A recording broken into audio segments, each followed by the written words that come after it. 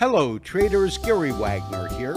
It is 11:39 in Honolulu and 5:39 in New York on Thursday, 28th day of April 2022, and this is the daily report for gold and silver. Gold futures had an extreme and deep recovery today, which we believe signaled a potential conclusion to the correction that actually began on April 18th when gold hit this apex at $2,003 down to today's low, which occurs at $18.70. In fact, the price difference between today's low of $18.70 and current pricing at $18.90 is $25 and absolutely significant. That will be the focus on today's video report. We will detail why we believe a key reversal took place today, and we will also talk about our trade. This morning we sent out a trade alert.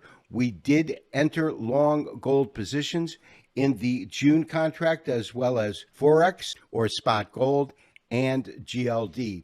First, to our June gold futures trade, we entered the market at 1,883. That is where we went long. We placed our stop at 1869. We will cover details of the trade along with what prompted it and why we put our stop where we did.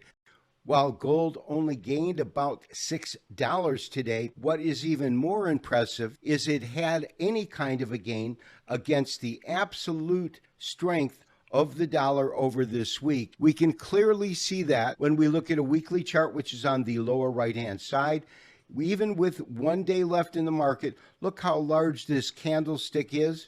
We can see that we have had a major move in the dollar index. And when we look at this daily chart here, we can see that the dollar in essence has been moving in a near parabolic manner and has also touched and closed upon this high of 103.73, which matches a high that occurred in February of 2020. And you can see that right here on this weekly chart. Recently, as I reviewed various trade alerts on our daily shows, I would hone in on a lot of the Western technical indicators such as Fibonacci retracement, different support and resistance levels. Today, I want to talk about a particular single candlestick type simply from a group called the umbrella line. Now, the umbrella lines are four distinctly different candlesticks that have long lower wicks or long upper wicks, and then a small body that occurs either at the top of the price range or the bottom of the price range. This candlestick type is identified as a hammer.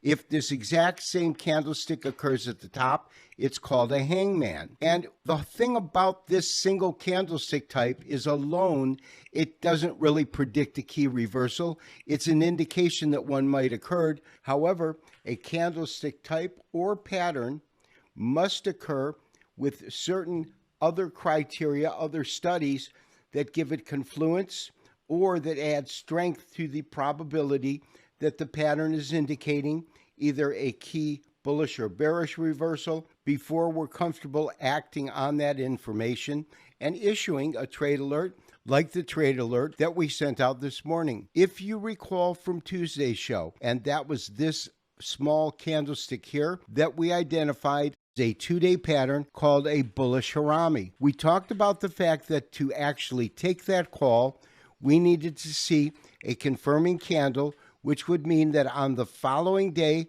we would have a large green candle with a higher high and a higher low than this small green candle. Obviously, that did not occur yesterday, which is why we did not take the call. And one of the reasons we believed that we could see, in fact, one more day of lower pricing as new lows were reached. That's exactly what we saw today. And what that means is that after gold traded below the 100-day moving average, traders perceive this as an extremely oversold scenario. We saw initiations of long positions as well as short covering, meaning they would enter a long trade and pull profits on earlier entries of a short position. Nonetheless, the real body remained above what we consider to be key support at 1885. The exaggerated tail tells us that buying absolutely came in, and so it made a lot of sense for us to enter the trade at $1,883 as seen on this 1 hour chart.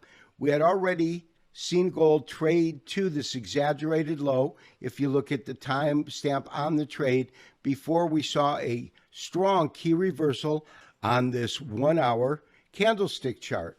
It also created, in terms of a candlestick pattern, a engulfing bullish pattern, which we've spoken about before. We then saw a confirming candle form, and that is exactly when we triggered the trade to enter the market at 1883.